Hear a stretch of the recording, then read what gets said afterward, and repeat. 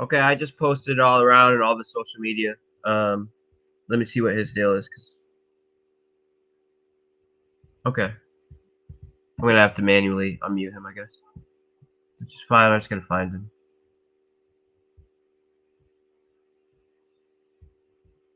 If any of the mods see him, unmute him. But I'm going through the chat right now looking for him.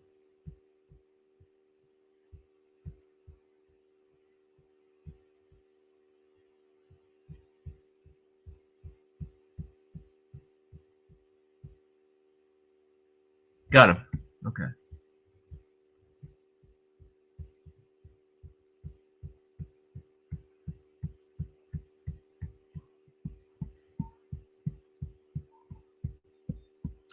Chat's moving so fast.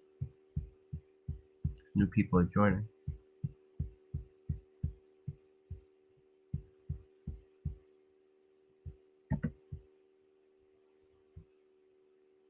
Okay, now you should be able to unmute yourself. There we go.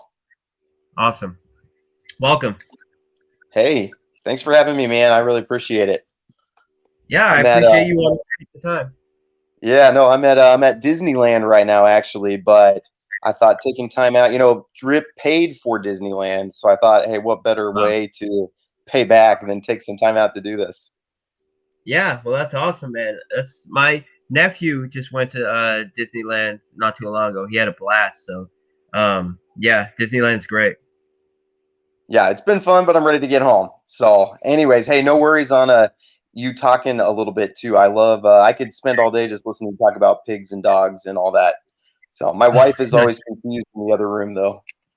Yeah, that's what these themes that even if you're not talking about weird theming, just crypto kind of has its own parlance of its own. I can't remember. Oh, pigeon speak. That's what it's called. Yeah. Yeah, that's right. Mm-hmm. Cool. Well, hey, I've got some questions for you, and feel free if you want to just springboard off of any of these to talk about other things. And some of them are going to be a little repetitive from maybe other AMAs, but I think one thing that we need to remember as a community is just that like us as the community know these things, but there's a lot of people outside the community that we want to bring into the community. So some of these questions we might know the answer to them, but it's just really helpful for other people who aren't involved yet to hear as well. Oh yeah, So we have some crazy number of new users joining every day. So I don't remember what it was, how many exactly with Drip, but it's something crazy like 15,000 new users a month or some crazy rate. So we got new people joining all the time. right, yep, and new people, they all have the same questions that have been answered 1,000 times. So we just got to be patient and just keep answering them. So yeah, I really appreciate your time doing this. So let me go and just start out. My first question, kind of one of the most frequent questions that I get on my channel, is why is Forex Shark? Why do we not get to see his face? Where is he at in the docs process? People are used to dealing with rug pulls and anonymous devs. So do you want to just kind of speak into that a little bit? Yeah, sure. Well, I believe the ideal scenario for a DeFi project is to have a developer with an established track record, with several successful projects under their belt, and with a lot of trust equity built up in the space. And then on top of this, a protocol and mechanics that are not so centralized that it gives the developer the power to do things like rug pulls or whatever various other forms of scamming a developer could do. So with me, I've been working as a developer and in the space as an advisor since 2012, starting with a crypto sports book. Well, actually, a sports book who wanted to open up a payment portal in Bitcoin all the way back then. And that's how I got introduced into Bitcoin. And I started working with them. And, from there, I went heavily into the trading side of things, developing trading tools and managing capital. And about probably 7 years ago, I started a Discord server where for free. It started through helping my friends and family, but teaching them about crypto, teaching them about crypto development, about trading, about markets. I decided to start the Discord channel because I had someone reach out to me, a friend that wanted to learn how to trade, and I figured I could use it as a place to journal my own trades and my own ideas and my own educational resources, and also as a platform to teach others, right? So I Yep. let my friends join. They invited a bunch of people. Next thing you know, I got 1,000 people in the chat, whatever, and I got invited to a pre-sale. So this is probably like 4 years ago now. I got invited to a pre-sale. It ended up working out very well. I started talking with the developer. And through him, I met some other developers, and I started advising. So I advised projects such as TrustSwap and Rio DAO and Maha DAO and Block Cloud, and I could list dozens, and Rio and Legacy, dozens and dozens of projects. Some fairly big projects. I helped them raise capital. I advised them. I helped them market all of these things. Technical advisory roles, and all different kinds of positions. And while I was advising these projects, I was also helping them raise for their pre-sale. So we've had dozens and dozens of pre-sales on my Discord server going back years, and they're all heavily documented. Anybody that wanted to be involved in one of my pre-sales needed to post their transaction link of what they contributed to the pre-sale, as well as how much they contributed. And I did this on purpose to document everything. So now in the future, if there was any kind of, claim that it didn't go the way someone thought it would or whatever, we had that record. And it served me very well because now I have, I don't know how many, dozens of millions of dollars and dozens of raises where going back years, like 4 years, where I advised and helped raise capital for these other teams, and it all involved me managing millions of dollars for these teams. The capital always ended up in the right hands of the developers, and the tokens always ended up in the hands of those who invested in the pre-sale. So doing this allowed me to build up a lot of trust equity in the community for years, and then eventually I decided to develop my own project, which was called REAP. It was the first deflationary reflective reward token. It stands as the token that most of these meme coins ended up forking to make their own reflective deflationary tokens. And, it's hitting all-time highs to this day. Just a couple weeks ago, the project's about 2 years old. We just hit new all-time highs on it this month. And it's performing amazing. And this is because we continue to build, we continue to develop, and people recognize this, and people that have their doubts about me can go back and look at my me as a public figure going back like 7 years, not just being public as far as speaking whatever, but actually raising capital, managing capital, working with development teams, building. So I've established myself in the space as a trustworthy person. But more importantly, the protocols themselves, the Animal Farm, Drip, Reap, these other projects, BReap, they don't have any kind of mechanics that would allow me to do anything that that would be scammy or whatever you want to call it. The liquidity for Drip, for example, is provided by thousands of different individual participants. I'm not the largest holder of any of my tokens. Same as the Animal Farm, dog and pigs. The vast majority of liquidity is added through individual participants, which have that liquidity locked through various contracts that are rewarding them for doing so.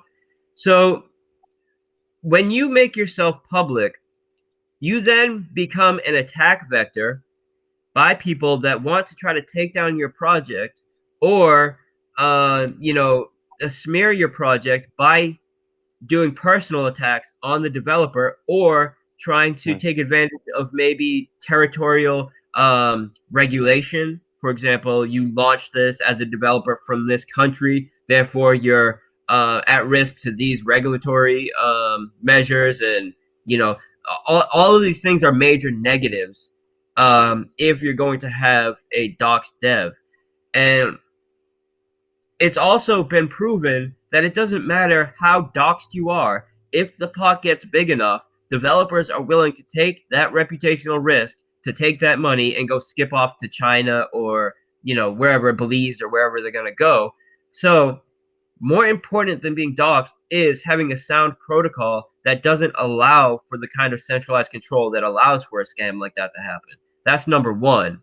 And number two is you should only trust developers, or you should only put significant capital, at least, in project with developers that have a proven track record, that have proven themselves to be trustworthy, and have been working in the space for a long time with plenty of successful projects under their belt. So I feel like I am in the ideal position, and our projects are in the ideal position for exposure as far as that kind of stuff goes. A pseudo anonymous dev who is well known enough that they have a lot of trust equity built up, but is not a target to those who want to attack them personally based on where they live or their history before crypto, wherever the case may be. I think that's important. And also the most important is the protocol itself. The protocol should be secure enough that it doesn't matter who the developer is, they don't have the ability to do things like rug pull, which is the case with all my projects. Right. Yeah, no, and I love that. I think, you definitely, you see drip in this ecosystem as something bigger than yourself. And so there should never be like one person. That's the way DeFi is supposed to work, is there's not supposed to be one person who's a linchpin that's like, hey, this project's going to succeed or fall based on this one person. That's too much power to give to somebody. So, and that's why I really appreciate you doing these AMAs, because like information can be like the one linchpin that we don't have as a community.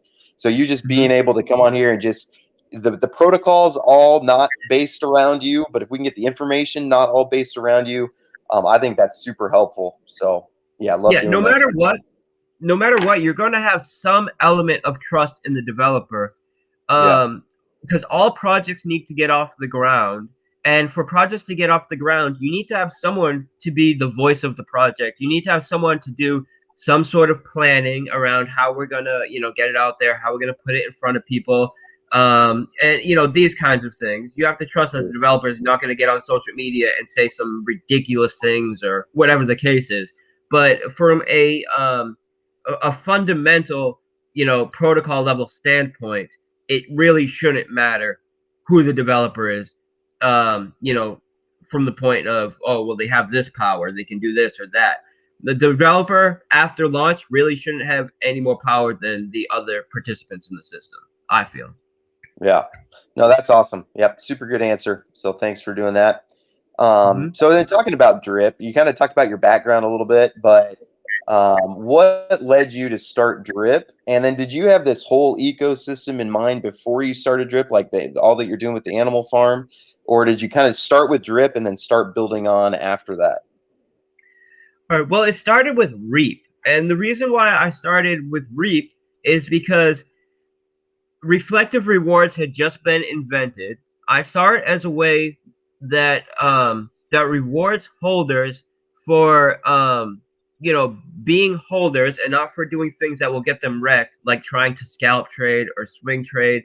And it rewarded the right incentives, I felt. But it was in a standalone contract that was simple enough that it could be built on top of and be the starting point for a major ecosystem. So I started with that, and then I launched BREAP because I knew that I wanted to make a transition over from the ERC20 network to the BEP20 network, because I noticed that the gas prices and the congestion issues with ETH were not going to get any better. Not anytime soon, anyways. So I made that migration over with BREAP, and then I started building out the ecosystem. So what I always plan to do is build out the ecosystem, starting with the key functionality and like the base of Reap, which Reap has its own functionality on the ERC20 network in a way that isn't very gas intensive and doesn't involve a lot of transactions. So we found a very good home for Reap on the ERC20 network, which is why it's doing so well. But BReap ended up becoming the base for our DeFi ecosystem. And we took Drip, and the reason why I got the idea to do Drip is because I had a bunch of friends that were going into these platforms promising a daily ROI, and they were using them as games of chicken, essentially, thinking, all right, I'm going to get in big, and then I'm going to keep compounding. And it becomes a game of chicken where you need to decide when you're going to stop compounding and where you should start taking profit. And you always want to do it before other people stop because these systems were intrinsically unsustainable. And I thought there's so much demand for these kinds of systems, and there's that huge market fit. But the one thing that they all have in common is they all pay out rewards through inflation, and they're all unsustainable. If I could figure out a way to make a system that pays out a daily ROI with mechanics that are sustainable, it would do very well. We would have that demand and we have that market fit. And that's when I started working on Drip. So I started looking at all of the other projects out there that paid a daily ROI. I looked at other projects that didn't pay out a daily ROI, but had good staking functions, good team building functions. I looked a lot at traditional markets and their referral structures. And then I took all of this, the best of all of these systems, and then thought, what can I bring new to the table on top of all this to really, put my bow on it and really make it something I would want to present to the space. And we spent maybe 8 months developing it, and then we spent time auditing and doing a lot of tests and a lot of projections, and then we launched it. And when we launched it, it was an immediate success. It did like 20x from listing. We then had a major market correction. And, when you have a project that just does 20x or whatever from listing, you're going to have some correction because people that got into the pre-sale and people that were early that don't recognize the long-term, the long-term perspective of the project will have weak hands and want to get out. So we had a correction, like a 70% correction or so. And then we spent a few months just continuing to develop and let the game theory and the mechanics of the system play out and start to snowball. And we started building and building, and our price started building. And then before we knew it, a few months later, we're at all-time highs and full steam ahead. And, we're now at this point growing faster than any other DeFi protocol on all of Binance Smart Chain. Yeah, no, that's awesome. See, it sounds like you do. It sounds like you do a lot of thinking. Do you have trouble sleeping at night just because you get so many ideas? And yeah, my sleep schedule is like I'm up for a couple days and then I can't stay up any longer. So I end up going to sleep. I wake up and I get right back to work. And typically when I first wake up, I start with the hard problems, like, figuring out different, maybe math equations to try and work out, maybe a payout scheme or some sort of early reward claiming penalty scheme or whatever I'm working on with the hard problems. And then as it gets later on the day, then I start doing things like interviews and meetings, which are less intensive from a cognitive perspective. And then at the end of the day, like maybe, 36 hours later or something, then maybe I'll just hang out in the chat and answer a bit of questions and stuff until I'm ready to go to sleep. But yeah, it's basically all I do is work because I love what I do. And I think I'm doing interesting things that are providing benefit to people. So I'm very, very happy with it. Yeah, well, we're really thankful that you get up in the morning to do the math equations so that we don't have to. That does not sound like what I would want to do. Yeah, well, I enjoy it, but everybody has their own thing. All right. So, and then I guess last question about Drip. So I know how you've kind of built the project. But from your perspective, how sustainable do you think? Like, do you think drip will be around in a year, 5 years, 10 years? Yeah. And how do you see that functioning? Like if we do get a really bad bear market, how do you see drip functioning through that? Well, people that are paying attention realize that drip actually performs better in bear markets. And the reason for this is because we have the vast majority of our liquidity in stablecoin, BUSD, exactly on PancakeSwap. And this allows us to be decoupled from the majority of market moves. We still have about, I would say, 15%, maybe 15-20% of our liquidity tied to BNB. That does give us some exposure to the overall crypto markets, which is good because I think over time the crypto markets will grow and we will experience a benefit from this pegging to BNB, this 15%, 20 pegging to BNB. But having the majority of our capital in BUSD means that we're not getting exposure when the market has a major crash, and we allow our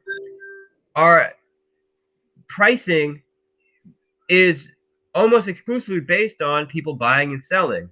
And since we have mechanics in the system that pay out the daily ROI, but have limits on the amount of compound and exponential growth you can experience in the system as far as the staking protocol. But the team building referral structure has no limits on its ability to compound and exponentially grow. You you have a protocol that is onboarding capital by nature of its own protocol at a faster and a greater rate than it's able to pay out capital. And when you have a system that's doing this, and say we have a market correction and the whole market's dumping, but we're remaining relatively stable, it then looks like an island of of capital security, or it looks like a place where you can park your capital and grow a sustainable daily ROI that's not being dragged down by the rest of the market. And you see an increase in cash flow into the system when the rest of the market is crashing. And I think that we haven't had a major bear market, although we've had a pretty big correction here. And when we were at all-time highs, when like BTC and these other products were at all-time highs, drip was at between $50 and $80. Now BTC is down like I guess probably like 40%, something like that, and we're up over $130. So we're seeing. I'm getting a bit of an echo.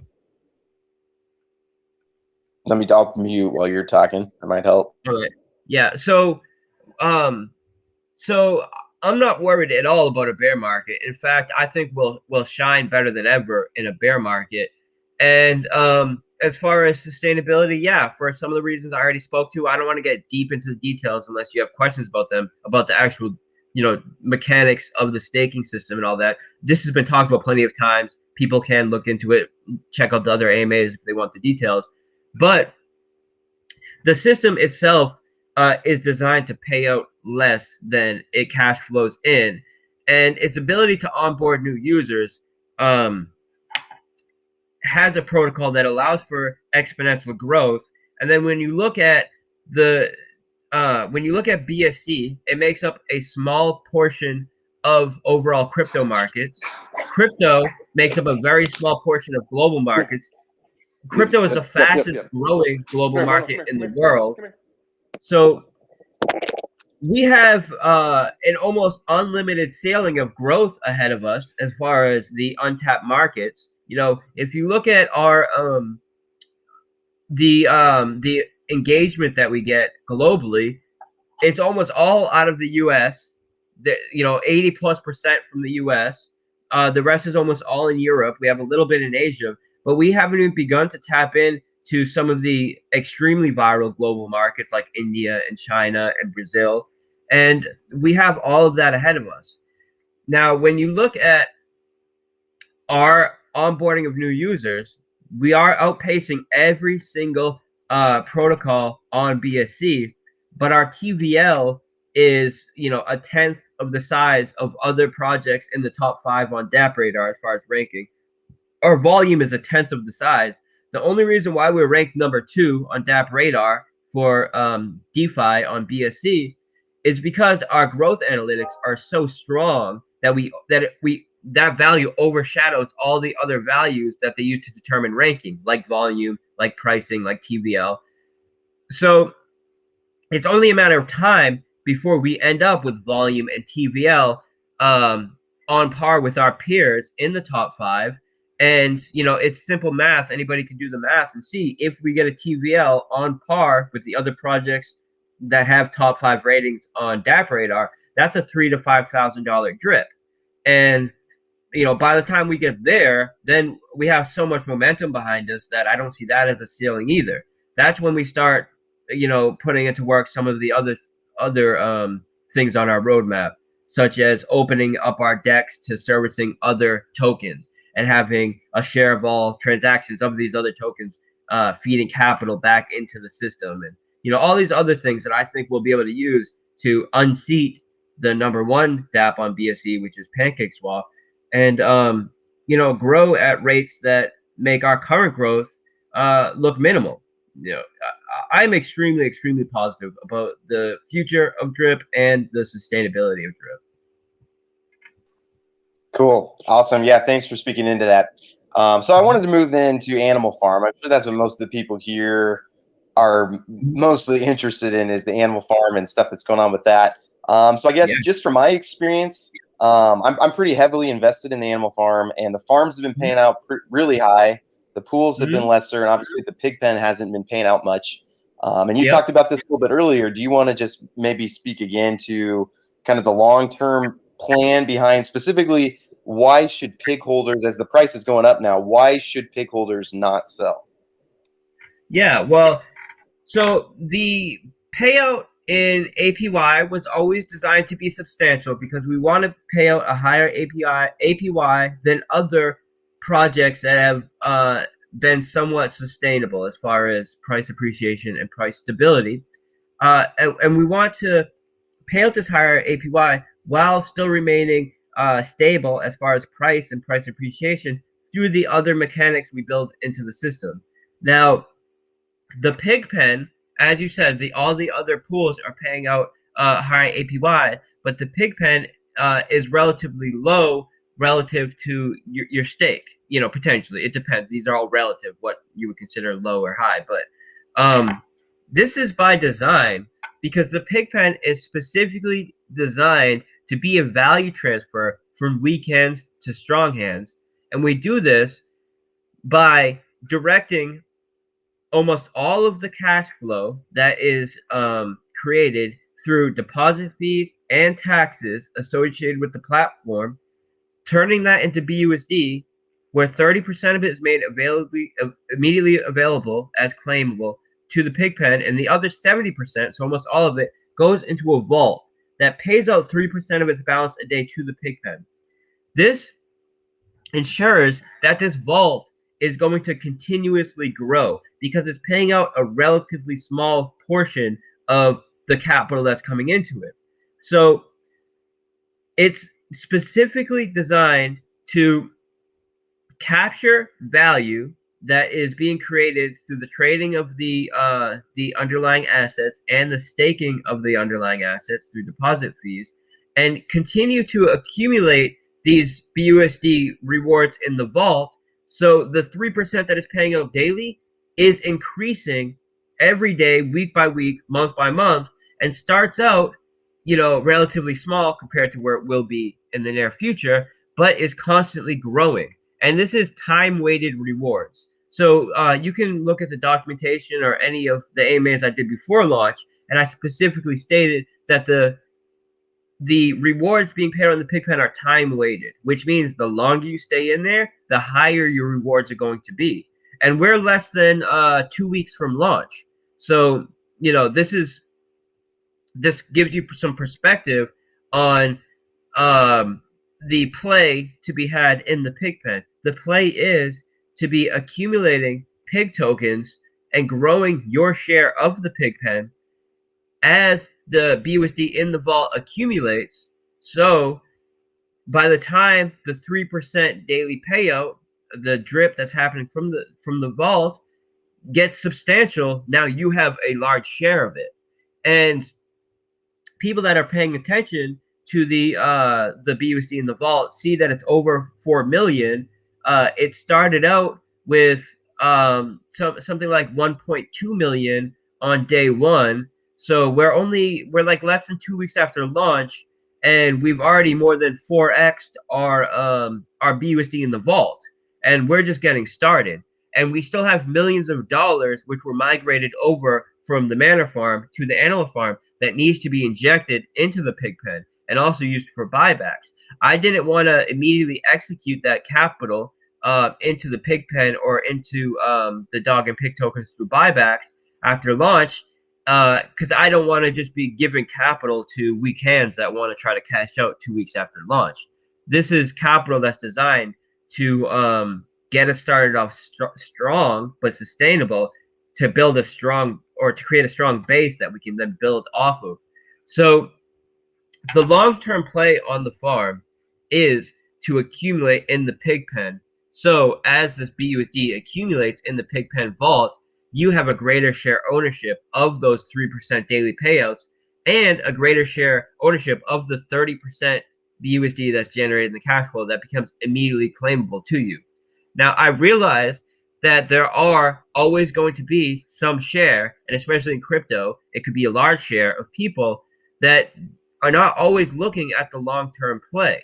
They want something that they can take a higher risk on, have more exposure, but see a higher ROI.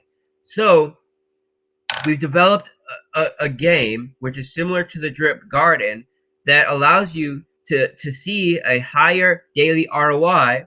Of course, with a higher daily ROI, there's going to be an element of risk there, but we're taking all of the best elements of the Drip Garden, which have proven to be extremely sustainable. The Drip Garden is 4 or 5 months old, something like that, and our contract balance is hitting all-time highs. We just hit a new all-time high contract balance yesterday, so it's growing better than ever. And we're adding in an element of time locking to time lock your harvest to get an increased principal, and also an element that allows you to see a larger commission, for a larger referral commission, based on how many dogs you have staked in the farm and in the pools. So the way that dogs gets its value is, for one, being tradable on the market, so you can trade it for BUSD or BNB, and more importantly, its main utility is as a vehicle that allows you to earn pigs through farming and staking. Now, if you don't see the long-term, the long-term perspective value of pigs, then you might be more likely to sell your dogs. But if you see the long-term perspective of pigs, which those who understand the protocol and have taken the time to learn it do see that, and that's why we have millions and millions of dollars staked in the pig pen, then you see the value of farming and staking your pigs over selling them. But for the people that don't have a long-term perspective, either because they don't understand the protocol or they just have short horizons when it comes to crypto investing, we are creating exponentially more value for them as well through the game. So this game is going to provide a ton of value for both the pig token and the platform as a whole, which in turn creates a increasingly and an aggressive increase in value of the dog tokens as well. Because now, instead of selling your dog tokens, you're going to want to use those dog tokens to get as much pigs as possible as you can for your capital, and then compound that into the pig game or the pig pen based on what your time horizon is for your investment. And I believe what most people will do is a mix of both.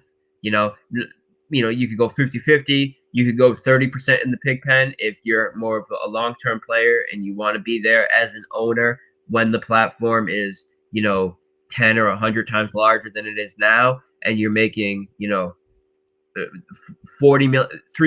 of $40 million instead of 3% of $4 million. Or maybe you have a shorter term perspective, but you want to get some exposure to the long term game. Maybe you go 70% in the game and 30% in the pig pen. So it's a major new addition that we're about to add. The development is just about done. We expect it to be finished by Monday, and this is because we were already working on it before we announced it. And next week, I plan to get the white paper out there. I plan to give a launch date for it and to start promoting it. And I couldn't be more excited about the impact that this is going to have on the platform as a whole and the game as a standalone product. I think that we could launch this game as a standalone product and it would be extremely successful. But having it as part of the larger ecosystem makes it that much more powerful and raises all ships in a major way. So very, very excited about it. I think that's super cool. I don't know if you're able to do this at all, but are you able to give? So, like, I can see, I'm getting from an investor standpoint, I'm getting, 2.5% a day or whatever on my dog WBNB pool, or I'm, getting 3% from the drip garden. Do you have any predictions or able to give us any, concrete numbers for pig pen production, like in the future from an investor standpoint? Yeah, so I have an answer for this. The reason why I didn't give that kind of APY or daily ROI in the pig pen is because you're not only getting the payout from the vault, you're also getting 3%. You're also getting 30% of all BUSD that is generated from deposit fees immediately claimable to you. And if I was to put an APY or an ROI based on the BUSD that's paid out from the vault, it's going to be significantly less than what you'll actually get because it's not including all the BUSD that's paid out through immediately claimable rewards. And in this case, it's also not it wouldn't be accounting for the millions of BUSD we have, both through the collateral rehypothecation, which is always generating BUSD on the back end, and through the migration from L1 to L2. So I'm hesitant to do it because I know that value is going to be significantly less than what people will actually get paid. And if you're going to have a claim on what you're going to pay out, you never want to have that claim to be significantly less than what they'll actually get, because then, people see that value and will think, oh, well, that's, I thought I would get more, etc. Or, you never want to greatly underestimate what you're going to pay people when you're trying to attract them to the protocol. And if we were to give that kind of, APY or ROI value to the pig pen, we would be doing that. And I don't want to disservice, the participants of the existing system, by not optimally attracting people, through not giving, the most optimal figures as far as what new people would get paid. And it's impossible to do that without predicting the future. So I have a feeling that there's people that will do the math and will create tools that allow people that do want to get those figures to see just what will I make from the vault itself. That might already be done, actually. And I know I could do that, but there's reasons why I don't want to have it on the front page. And I just gave you the majority of the reasons. Yeah, no, that makes total sense. So would you say from your perspective that the entire animal farm is functioning as expected, and the people who are patient with dogs and with pigs, it will be worth it in the long run for them? Oh yeah, absolutely. It takes time for game theory and mechanics to work and start to snowball. And if you look at Rev, you look at B-Reap, you look at Drip, you look at basically everything I've ever launched and any other solid project out there that has a lot of hype behind it, what happens is you have a launch. This launch, goes way overboard, because the hype is so built up, and then you have a correction, and then the people who are left over after the correction are people that are believers in the system, and now the merit of the system and the game theory start to work, and that's when you have true growth based on the mechanics and the merits of the platform itself. And every single project I've ever launched had a big pump at listing, had a 70-80% correction. It stayed there down there for a couple weeks, and then started building, and then started pumping, and then made all-time highs, and then the mechanics and game theory are in full swing, and people recognize that, and we attract way more users than we did in the first week or two. If you look at Drip, if you look at any of my projects, we're attracting way more users on a daily basis than we did in the first week or the second week or launch. It's not even comparable. So people that think that the launch or the first week are most important, yeah, they're important. But what's important is that you launch a working system that is functioning as designed. So then you start to see the results that you had planned for, and the projections that you made start to play out, and the game theory starts to function. And yeah, all systems are functioning perfectly. We had a major hype at launch, as everybody expected. We had a correction, as anybody who's been a part of any of these projects before would expect. And now you see that we've been cementing a bottom for the past few days, and now we're starting to make moves up. These moves up are based on the mechanics working, the fact that the people that are in the project now are people that understand the system and are in the system, for the long haul. The new people that are being onboarded are not being onboarded based on hype. They're being onboarded based on the merits of the system. And now the game theory is working, and the referral system starts to snowball and do its work. And on top of this, the dynamic supply control algorithm just had an adjustment last night, with which restricted the supply as exactly as designed. So we saw the bottom was starting to be cemented over the past few days. Now the dynamic supply control algorithm did its job, restricted the supply. Now we went from cementing the bottom to pumping, and people see that the capital that was migrated over from L1 to L2 is being allocated as promised, right? We just did another major BUSD injection into the pig pen. And we also have a major development coming, which is going to be massively beneficial for the system as a whole, and for people that just want access to this awesome new product, the game. So yeah, I mean, I couldn't be more confident and excited about how things are going. And I'm someone that doesn't even really pay attention to price. I develop my protocols knowing that if they work well, the price will take care of itself.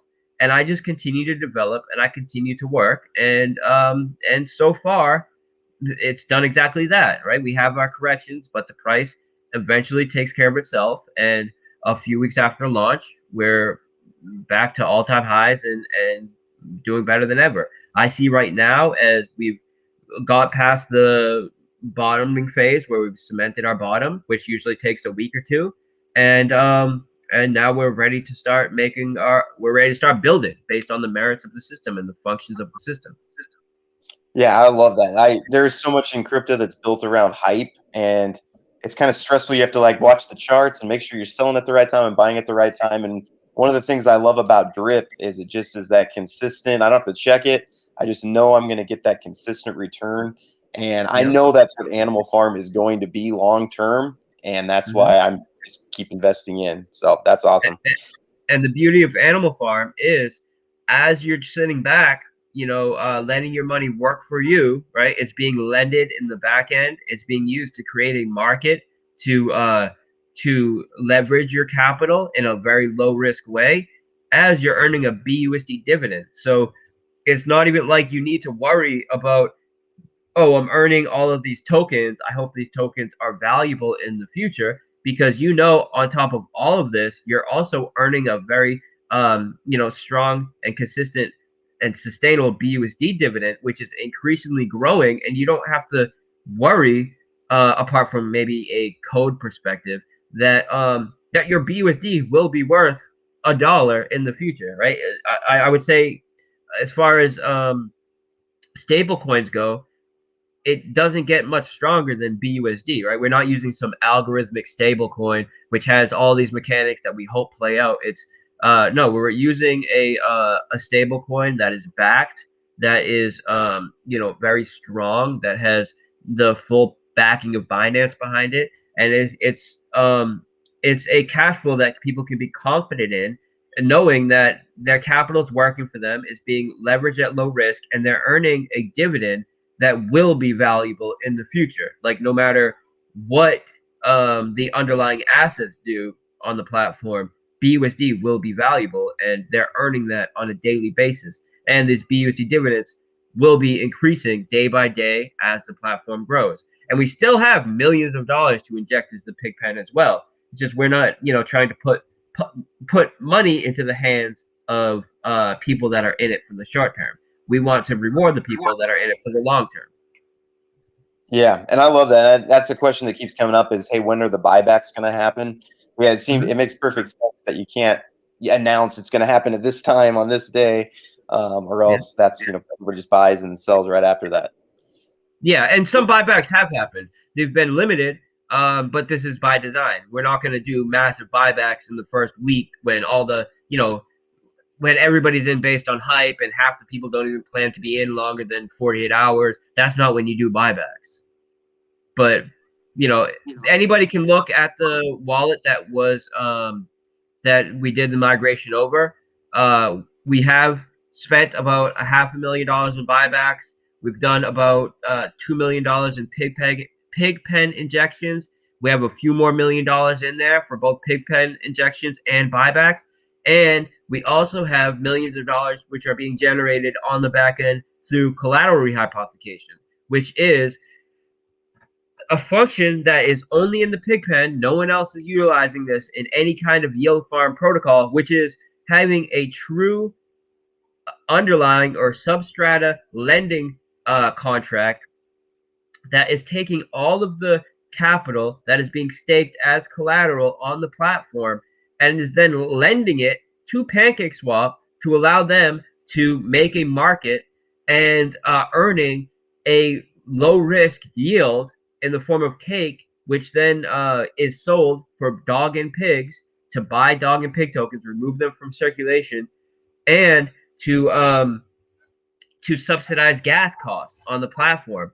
If people notice, all these transactions are going around the back end, but gas is very cheap, and we want to keep gas very cheap because we want to allow the little guy to be able to compound without having to worry about a bunch of his earnings that he's compounding being soaked up by gas prices. So we're subsidizing gas prices by using the collateral that we're earning in the back end, or the yield that we're earning in the back end through the staked collateral.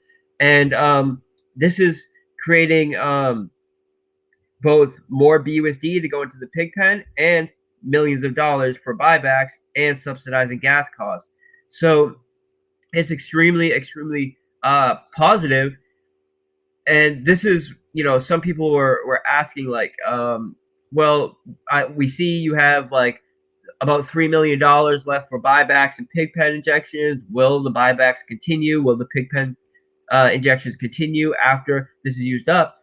And the fact is yes, because we're not limited like the Mana Farm was to $500 that we raised in pre-sale that could be used as BUSD rewards.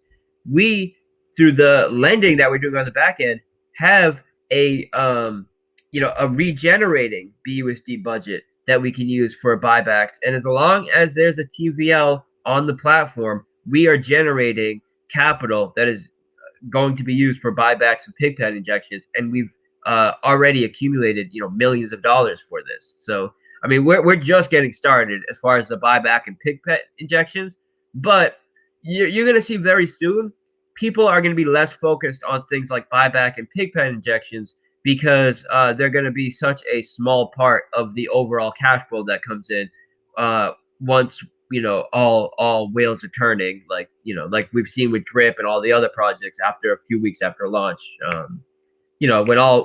When systems are firing, on all pistons, people are less worried about the few $1 million that are going to be used for buybacks or whatever. But they're still there and they're still generating, and they will be allocated as promised, and they are being allocated as promised. And anybody can look whenever I do anything like a pigpen injection. I always post the transaction, the BSC scan link, so anybody can verify for themselves. I always do it from the same wallet, so anybody can look at that wallet, see the capital on there, see where the capital is being allocated, and it's all open source, it's all on chain, and we're as open and transparent as we couldn't be more open and transparent because we're fully open and transparent. Yeah, no, I love that. I've got two last questions for you, then I'll let you go. I want you to get back to your thinking for us. But so a question I get a lot, especially from people kind of new to the ecosystem, is one thing they really like about Drip is there's not really any decisions to make, right? Like you put in your money and there's only one place it can go really, then you get your 1%.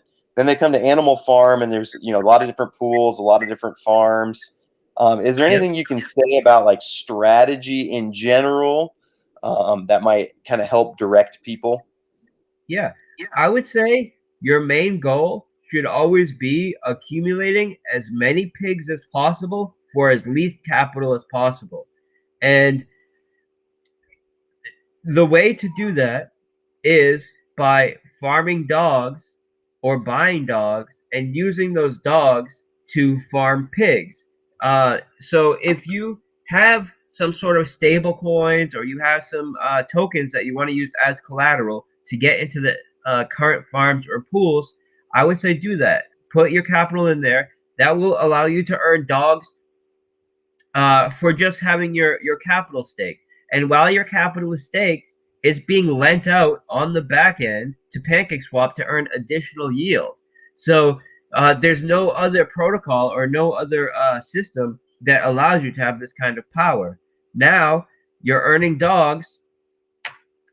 These dogs are your vehicle to accumulate a greater share ownership of the platform. And that is by putting them either in the single asset staking pool or pairing them with BNB or BUSD and generating pigs. Now those pigs, put them into the pig pen, and this is how you put a full circle on the system and turn that capital that's being generated and accumulated into a BUSD dividend. So I would say if you don't have capital staked on the farm to be earning pigs passively with capital that you would be holding anyways, you should get that capital in the Animal Farm, either in one of the single asset pools or in one of the farms. That way you're generating dogs with it, and then you should be farming with those dogs to accumulate pigs, because that's how you're going to turn those underlying assets to BUSD dividends. Now, if you see that the dogs and pigs are cheap, you can skip a lot of this process and go directly to buying dogs and pigs directly from PancakeSwap, putting those pigs in the pig pen, and staking those dogs with BUSD or BNB to generate more pigs. And it may seem like a lot of steps, but it's really it couldn't be more simple, right? It's staking dogs either in the single asset staking pool or pairing it with wrap BNB or BUSD to earn pigs. You then stake those pigs to earn a BUSD dividend and a share ownership in the platform. Those are the two major mechanics of the farm. Now, if you're holding other assets such as BUSD or Tether or Link or any of these major major tokens and not earning passive income off them, you're doing yourself a major disservice. And you should put those tokens into the farms or pools, the non-native ones.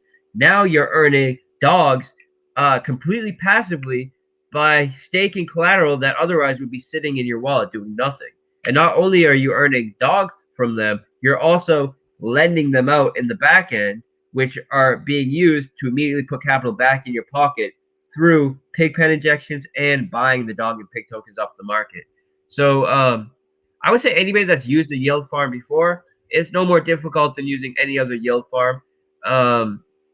You just want to maybe take a day or two to learn the intricacies of the system that make it different than others. But I would say the majority of the very powerful mechanics are taking place without the user needing to do any additional actions, like the lending happening on the back end. That's that doesn't take them doing anything, right? The BUSD dividends, that's just claiming the pigs that you're earning and sticking them in the pig pen. So it's simple. If you can do online banking, you can use the animal farm. As far as the system and how to make the most benefit from it, it's whatever is going to earn you the most pigs for the least amount of money, and that's most often going to be through farming them. But if you see the price as low, then definitely you can skip ahead of the line, skip ahead of the people that are earning them through farming them by buying them directly off the market for a cheap price and then putting them to work for you. Yeah, no, that's super helpful. Just kind of that general rule: get as many pigs, get as many dogs as you can. And kind of one last question on this strategy. So when I have new investors coming to me, a lot of times they're like, should I get into drip first and then move on to the drip garden into the animal farm? What do you recommend for that, like for new investors that are coming in? I love drip. I think drip is groundbreaking. I think the animal farm is groundbreaking too. But we have a major future for drip. After we so we're gonna get this game out. I want to get the game out in the next couple weeks, right? I want to finish development by next week. I want to get the white paper out next week. I want to get a launch date out next week and launch the following week. Those are my plans. After we get the game out, I'm going to move on to a drip partnership. We have a major drip partnership in the works that we've been just holding off because I didn't want to split attention between a new drip partnership and the animal farm. So we're going to move right to a major drip partnership as soon as we launch this game. So if you don't have exposure to drip, definitely get exposure to drip. I would say it's not an either or, though. Like, I think that they both serve major roles and they both have their own unique demand and their own unique market fit, and they both will behave differently in different market conditions. And one allows you to utilize and earn passive income off non-native tokens. The other one doesn't. So it really depends on the situation of the specific investor. But I would say it's not an either or, right? I would probably go, if it was me, I can't really say what other people should do with their money, and I never say what other people should do with their money. That's not my place. I would probably go 50-50 because I think that they both are unique. They both have extreme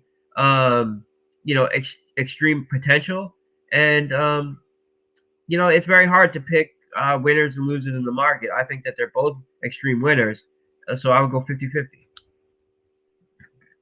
Yeah, no, that's super helpful. So that's pretty much all the questions I have. I think you've answered everything that I was wondering about, and I'm super excited. I want to go out and use my referral link more. I guess I just want to close with, what are you most excited about going forward? Like, what one thing would you say you're most excited about in this ecosystem? Well, I would say right now I'm the most excited about this game that we have coming up for the animal farm, because that's what I'm working on right now. And also because I don't think it's going to have a linear effect. I don't think that, because we create twice as much demand, it's going to have a 2x impact on the farm. I think that it's going to have a compounding effect because of the way it affects all of the other mechanics of the farm, that, maybe we get 2x more attention because of the game, but it, does, 10, 100x impact on the farm because of the way it it addresses the issue of creating value for people in pigs that don't have a long-term perspective, and it creates its own unique game and its own unique product that I think is going to have a huge demand for it, and it has a great market fit in itself, and it has a lot of cool mechanics that are being done for the first time. But I think the impact that it's going to have on the animal farm as a whole is way more powerful than anything, involving the game as an individual product. Although I think the game as an individual product is something that's extremely powerful. I think we could launch it as its own project and it would be extremely successful. But the fact that it plays such an important role that I believe just kind of like shores up the few little things that I see on the animal farm that could be improved, and it just fits that perfectly, really puts a bow on it. I'm very, very excited about it. And then, so that's for the animal farm. And then for Drip, I'm very excited about this partnership that we have coming up because it's with a project that, or a platform, whatever you want to call it, that I believe is going to overtake OpenSea in the next, over the next year. I believe it's way, way more innovative than OpenSea. It has, it's using, metaverse is kind of a meme. It's kind of a buzzword. I believe they're one of, if not the only, product that is offering a metaverse that actually makes sense, that is actually providing utility in the metaverse that could only be utilized in a metaverse, and is actually, something that is not just attaching the name metaverse to it to get in some articles or whatever. I really believe they're doing it right, and we're going to have a major cross-chain partnership with them. So I'm extremely excited for that, from a Drip perspective, and we're going to go right into that about 2 weeks from now. As soon as we get the pigs game out, we're going to go right into this Drip partnership. So I mean, that's another thing I'm extremely excited for.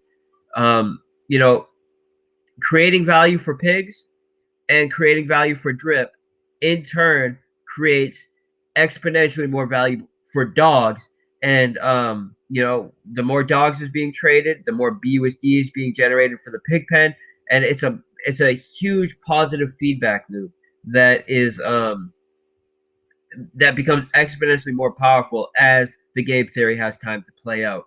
And we're just getting started with it. So there are so many things I am excited about and I could list here, but let me just speak on what we have right around the corner. Yeah, please do. Yeah, that's awesome. Yeah.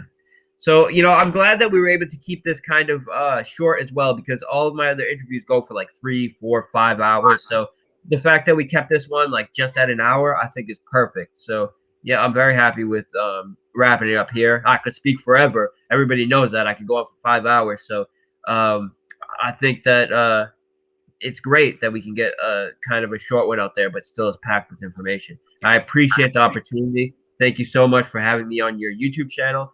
As soon as you get it up, let me know. I'll post it all over the social media. Please, if you could, put links to. I'll send you a bunch of links so you can put it in the details of the video. And I know you brought on something like 3,000 people into Drip, and for the size of your following, you have a ton of engagement. And for me, targeted marketing is so much more important than speaking to a larger audience. I would much rather speak to someone that has 20,000 subscribers, but 3,000 of them are going to result in actionable actionable results, as opposed to getting on a channel where they have 100,000 subscribers, but 90% of them are bots or whatever, or people that aren't engaged. So you have an extreme high level of engagement. When you look at your analytics and the percentage of engagement you get based on your audience, I think that says a lot about you and the content that you put out. And that's what I look for when I look to collaborate with people from a promotional standpoint. And I believe that you're doing it right because of mostly the engagement that I see from your audience. Clearly, you're connecting with them, and you're not just shouting into the darkness, into bots or whatever these other guys are doing. So it's awesome, man. Keep it up. Yeah, thanks, man. I appreciate that. Yeah, I think I don't try to ever sell anything. I just what I think is a good opportunity for me, I try to bring to my audience, and that's what Drip has changed. Like I came into crypto fairly wealthy, but like Drip has taken it to a whole new level, and I think Animal Farm has at least that much potential, if not more. So Mhm. again, yeah, for anybody listening, I'm not trying to sell you anything. Like I think, in my opinion, this is probably the most potential of anything that I see in crypto right now. And I look at pretty much everything. And yeah, I just want my audience to benefit from it too. Yeah, thank you. So drip, and the animal farm are both extremely powerful. The benefit that the animal farm has is it's providing a use case that is the most in demand use case in DeFi, which is lending and yield farming. So we have we're casting a much wider net with it. So that's something that's very, very powerful with the animal farming. I agree with you. We have a ton of growth to go with both. We have a ton of development left to go with both, and I'm excited. I love what I do, and we have tons to do. So it's great. Very cool. Yeah, and I'm excited to go get more people involved. Like you mentioned, barely been touched in Asia and like Eastern. I have an interview with a guy from Hungary, and we're hoping to kind of get people from Hungary on board with things, and just a ton of potential. I'm really excited. So yeah, appreciate your time and all the thought that you've put into it, and keep up the good work. Awesome, man. Thank you. I appreciate you.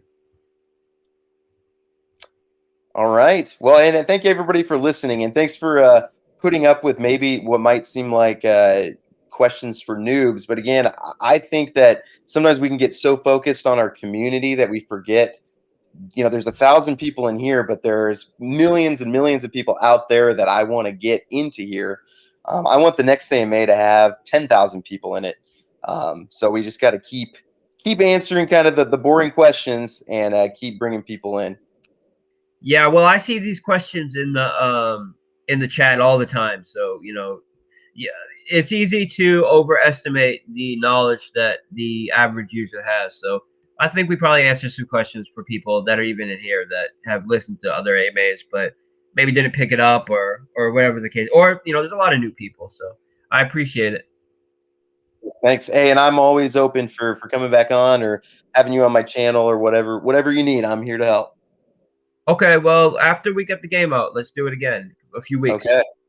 All right. The All only right. thing I'm not available for is your math problems. You can keep doing those yourself. I can do them. I love doing math, but I'm not some super math genius either. So I love doing it. I see it as a puzzle, but some people have the misconception that you need to be some sort of math genius. And for most of development in crypto, you need to have like maybe a high school set of math skills. When it comes to truly innovating, yeah, you do need to get into some advanced math, and I do enjoy that. Um, but I think people might overestimate the amount of math skills it needs to do the majority of developing. But with that said, we have been spending the past weekend working out how we're going to reward people based on how long they've locked up, what kind of penalty for end staking early, and how we prevent people from, having a game theory where it makes more sense to withdraw and redeposit rather than compound. So yeah, the math can get difficult, but the majority of it isn't too hard, not as hard as some people might think, but yeah, if you're trying to innovate, yeah, you're gonna have to be doing some math. But I like it. I see it as a puzzle. I enjoy it, so it is what it is. Yeah, it is what it is. So, well, all right. Well, thanks again for your time. And yeah, I'd love to have you back once this game's out. I'm excited to see it. And yep, keep up the good work. Keep making us some money. All right, man. I'll talk to you later. Thank you. All right. See ya.